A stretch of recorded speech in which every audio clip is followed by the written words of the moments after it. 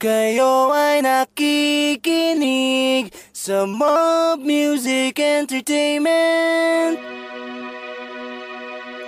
Wag na wag mo sana pababayaan na masaktan pang huli ang puso ko, ang puso ko. Puso ko.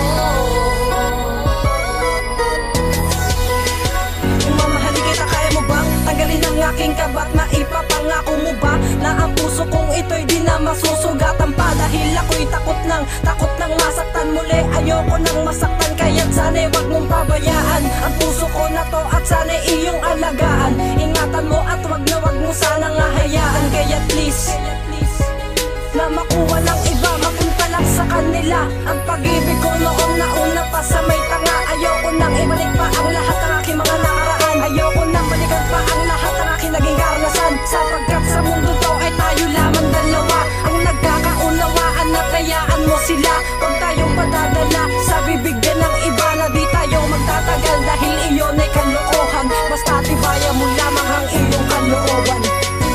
Ikaw ang siyang mahal, ngunit ang puso ko'y naguguluhan. Mamahal din pa ba kita? Ba't nag-aalinlangan pa? Mahal kita, ngunit naguguluhan. Hindi ako magpapaligoy-ligoy pa, aaminin ko na ikaw lamang nag-iisa, at ikaw ang siyang pumungay sa aking mga mata. At pinapangarap ko, ikaw lang ang aking sinta.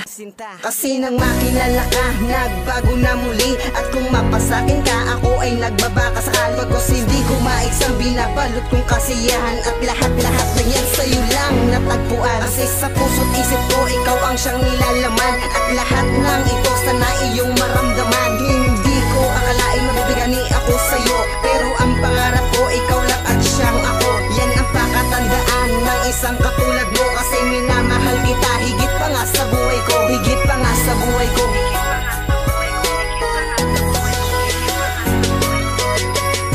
Ikaw ang siyang mahal, ngunit ang puso ko'y naguguluhan. Mamahal din pa ba kita? Ba't nag-aalinlangan pa?